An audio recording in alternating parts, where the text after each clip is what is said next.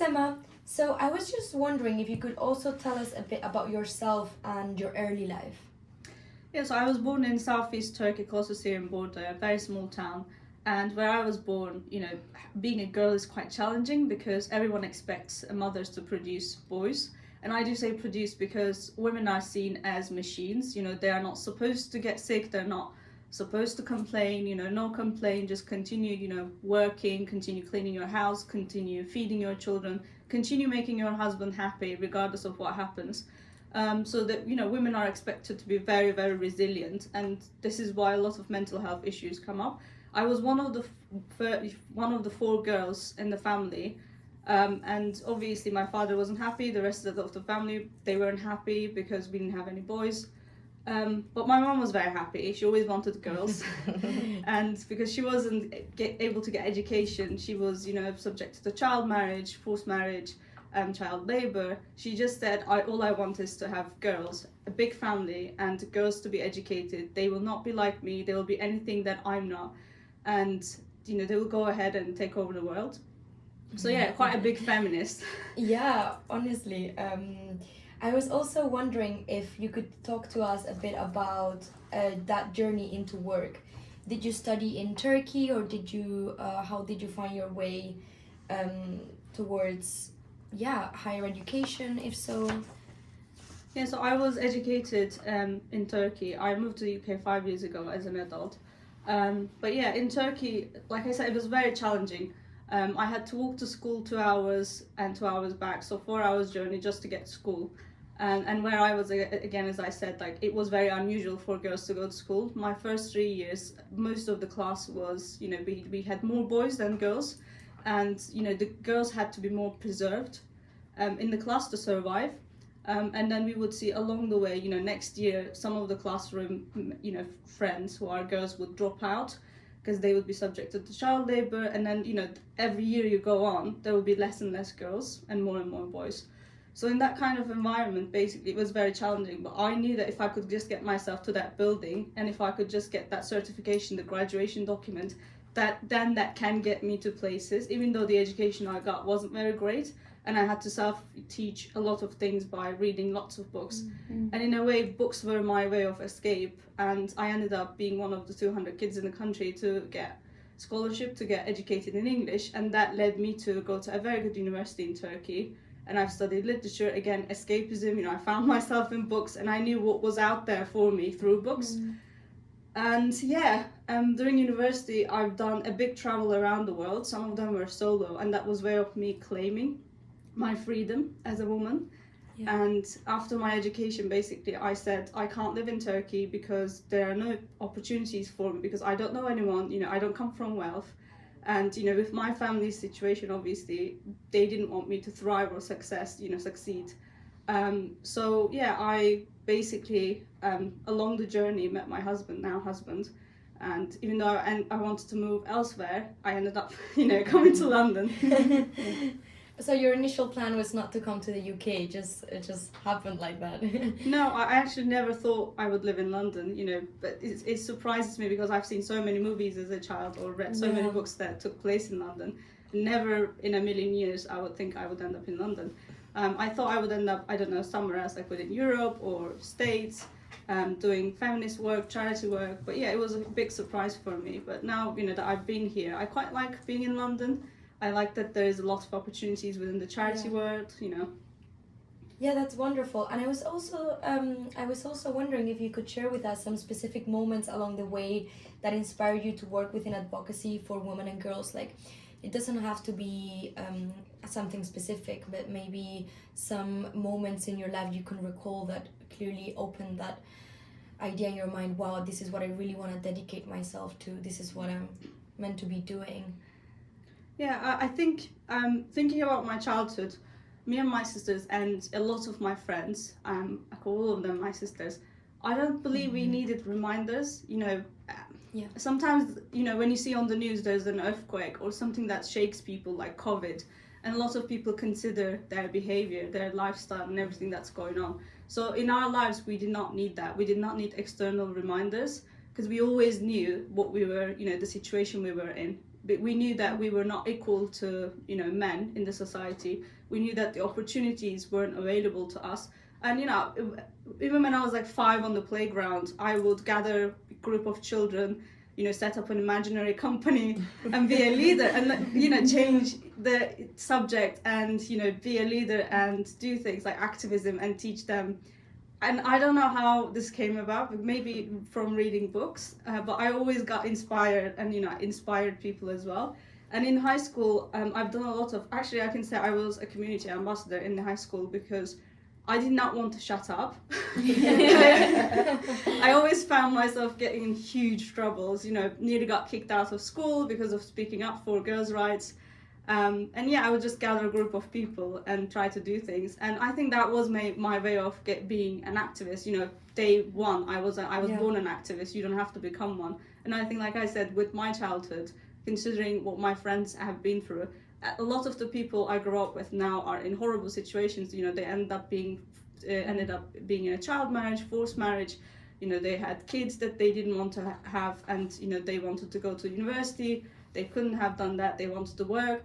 And when you think about that, our work is not done, and it's never ending. And like Oda said, we are not going anywhere until every single woman has, you know, access to safety, to freedom, and to access to thrive as well. And when you think about it, you are missing out on millions of women's, you know, potential stories, what they could have done.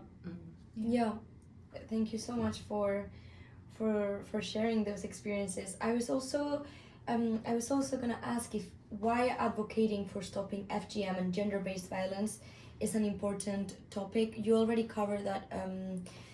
Your background, your lived experiences, your daily life, and experiences that you had to go through daily shape those. But is there also some turning point in your life that made you wanna really start thinking on how to, like, advocating for gender-based violence and stopping FGM from happening? I think FGM and gender-based violence, stopping any form of gender-based violence, is everyone's work. It should be everyone's homework. It should be everyone's concern. But when I was, especially during my travels, you know, when I was 18, going around the world, I've just noticed, you know, I was in a completely different continent, and I met, you know, women from different cultures, yet it felt so familiar. Especially when I went to Africa, I just thought, I'm from Middle East, and what they are going through is very similar to what I'm going through, very similar to what my mum has been through. And then, you know, I've done solo travels to, you know, Ukraine, to Belarus, to Russia, and I've noticed the problems there, even though they're slightly different, women are suffering everywhere in the world. Whether, you know, you're a woman who's working in Liverpool Street in a glass building, or, you know, you go to Somalia, you go to Turkey, they have different issues, but, you know, there are still these issues, and this is all because of patriarchy. And we didn't have to go through this. We don't have to suffer. You know, we can make the change. What other work did you do before coming to The Vavengers, and how that inspired you? Before The Vavengers, I've not actually worked in gender-based violence field in the charity world. I've worked in healthcare and, you know, well-being sectors, but, you know, within the non-profit. But as I said before, then I was always an activist. I was always fighting to end gender-based violence. It was just not, you know, not under an official name. And, you know, in one of the events I've mentioned this, but I think we are just born a Vavenger if we are, you know, speaking up, if we are writing, if we are sharing these thoughts. And also, could you tell us a bit more about Vavengers and plans for the charity going forward? Oh yes, we're gonna take over the world. I mean, we have big plans, and just when you think about it, 7 years since we were founded by Hoda and Mabel, we've come a very, very long way. And it's very unusual for a charity this young to be registered in the last 3 years, and before then run by activists, to have succeeded this long, because we have been, you know, supported by the Home Office, we have been supported by very well-known organizations, and we are continuing to receive that support and funding from individuals, from people, from grant bodies. I think we are being recognized because we are very genuine. And what makes us very special is we are led by and for type organization. So we always have empathy. Whenever we decide, whenever there's a decision making, we always talk to each other. We always talk about our experiences. And Hoda can tell you a bit more about that, but like every single decision we make within the charity is always for the people we are supporting, not for any other strategic reason. There is no angle when we create our, support lines. And could you tell us a bit more about your community-based initiatives within London and what impacts have you seen this have? So, for instance, a support hub in Southwark? Yeah, we have been collaborating with KDLK, an amazing, incredible organization run by a survivor. And that work has been going on for a few years. And we basically piloted a program there. And we wanted to see what the women and girls we were supporting really needed. And I think it was so successful over the years. We have seen so many people coming in to receive support. We've done things that hasn't been done before. We've decided to basically make this London-wide for people to just visit these support hubs in their own neighbourhoods. And that's why we thought about a pop-up approach, because we want to understand where we are most needed. Unfortunately, and I hate saying unfortunately because it's not fortune, it's people making, the data is not accurate. We are campaigning for one question campaign where we can ask women if they had FGM in a proper manner, and that would really help us understand. But as campaigners, as organizations, we are really struggling to understand where we are needed, and community hubs where we can meet people one-to-one is really the only way we can understand their issues, because a lot of the times the women and girls we are supporting, they don't go to official buildings, they do not visit, a majority of them do not go to the NHS buildings, they don't go to receive this support. And that's why we are trying to create the safe environment where we inform of their rights, whether legal or what services available to them in the UK. And we also plug in very essential support, such as food support. If we have some food, we'll bring it. And there will be period pads to tackle poverty. And there will be women who've experienced FGM or gender-based violence. So that safe space is very much needed and important, because when someone talks about their own experience and running that workshop by that person, we're basically empowering survivors, paying them so they can create a way of employment, but also the women and girls there will feel very much safe to open up about their own issues, and they can know that it's all confidential. There is no angle, like I said. We're just there to support them, and they just all start talking. And then what we do is create some feedback form, again, all confidential, and we feed that back to the government, we feed that back to the healthcare organizations, we feed it back wherever it's needed, funders, so that we can understand and continue resolving the issue in a more analytic way. Wow, that's wonderful. Thank you for sharing that with us. Also, could you tell us a bit more about Vavengers educational programs and also the impact that you've seen these educational programs have? Yeah, so we've decided to launch our educational program again because we've noticed that a lot of the survivors and activists have been exploited for many, many years. Like, we want to talk, we want to educate people, but that shouldn't come for free.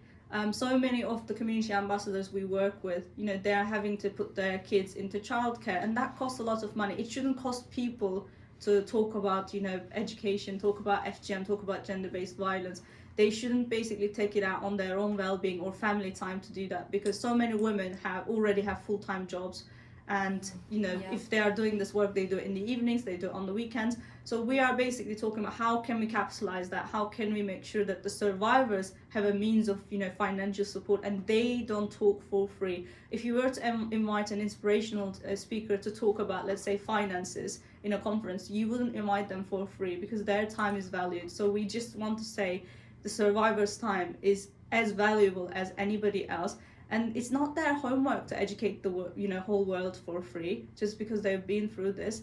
And we want that to change, basically. So we've launched our educational session, and there's a budget to pay our staff members for research time, including the ambassadors' pay for the hourly rate that they're spending on this project educating people. Well, that has been incredibly supportive, because as we were piloting this, some of the sessions we've offered for free to see what we could get out of it, to model it and to put the right presentation in, to see what people wanted.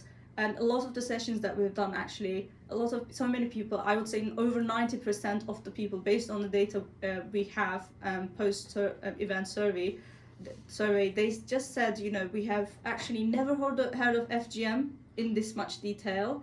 If they knew, It was a 5 minutes internet research. Again, that can be very unreliable because anyone can write anything up on the internet. And they said, they didn't know the impact it had, mentally, psychologically, and, on physically. And we're talking about midwives, we're talking about, doulas, we're talking about professionals. And when professionals said these things, they're actually caring for FGM survivors, but are they caring when they come across? And we want to change that and offer the educational sessions to healthcare organizations, to corporations, to businesses, to small groups of people, everyone. It's kind of like bell hooks, feminism for everybody, FGM and gender-based violence for everyone. If you don't know anything, these 3 hours will transform your life. And not only you will have the knowledge, but you will walk away as an activist. You will walk away, if you come across your neighbor being a survivor of gender-based violence or at risk, then you will have the tools and knowledge. If they say, I don't feel comfortable, I don't think it's my place to talk about it, after this educational session, they will feel very much comfortable because they will have an in-depth understanding. Yeah, thank you so much, and thank you as well for bringing bell hooks, because previously when Hoda was talking about child's right, it really I had bell hooks on my mind. She has this chapter in one of her books all about love, where she talks in an extensive way about child's rights, and anyways, yeah, I think it's a beautiful reference to have here with us. And could you finally tell us a bit about any other projects that you are soon starting with Avengers? Of course, we have a lot going on. We are working very, very hard because it doesn't seem like work for us. So everything we do comes under campaigning, education, or direct support. We're about to launch a series of videos educating people, creating awareness, short films, full films, and that will be our awareness work, as well as our social media campaigning, collaborating with organizations, governments to end FGM and gender-based violence. So we are collaborating with governments, with organizations, with everyone. And then we have our support hubs, which we are piloting within London in different regions, so that women don't have to travel far to get there. And once we understand where we are needed, we will then launch very much permanent hubs. And then in the rest of the UK, when we are done with the rest of the UK, then we are planning to do it with a more global Then we are planning to do it with a more global approach by collaborating with activists and organizations. And our other part of work is, of course, the education that I've mentioned. Well, thank you very much.